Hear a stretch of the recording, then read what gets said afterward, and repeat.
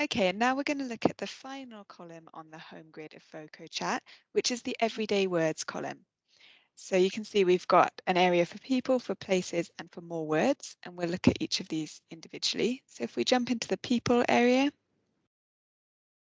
can see we've got categories in here and space to add names of people in your family, to add your friends or your carers' names as well.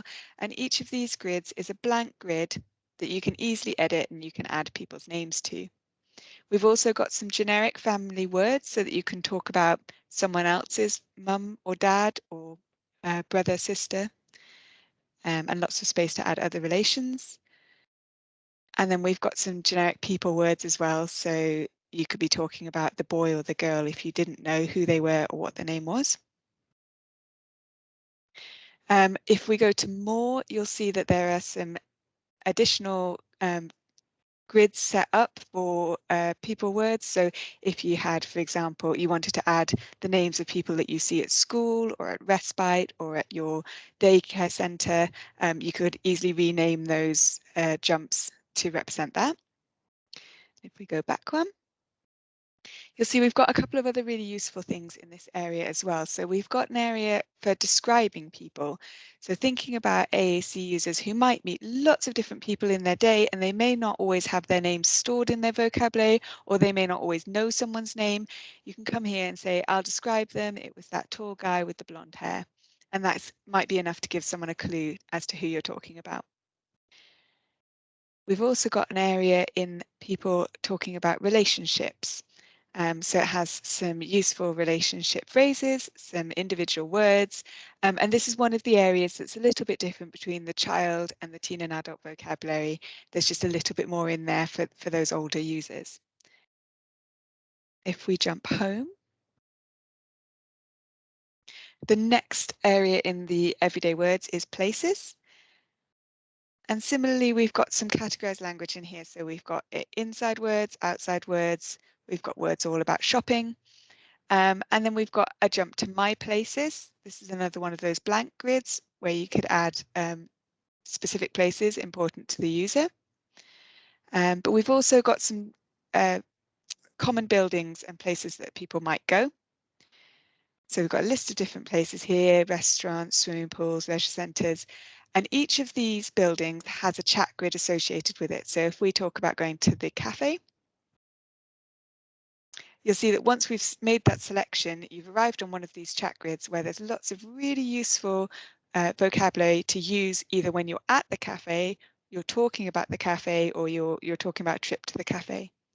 And it's worth noting that if we jump to the home grid, all of these areas in the everyday words, so people, places, and more words, can all be accessed through many of the message pathways. So, for example, you could say, I want to go, and then you could go to buildings and the cafe.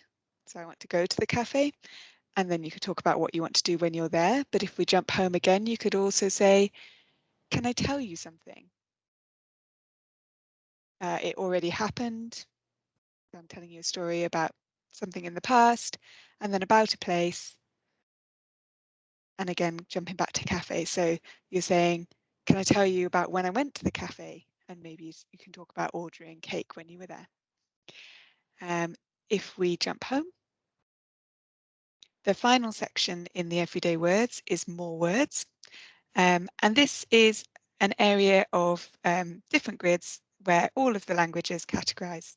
And a lot of these you can get to just as we've seen through the message pathways. So if we go to the body grid, for example, this is the area that we arrived at by saying something's wrong with my body.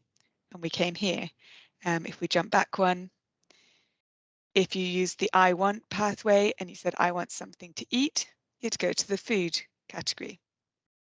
So lots of these areas can be accessed using the message pathways, but we also recognize that sometimes someone might ask you what you want to eat, and then you don't necessarily want to build up that whole sentence. You might just want to come here and say the specific item that you want to eat at that time.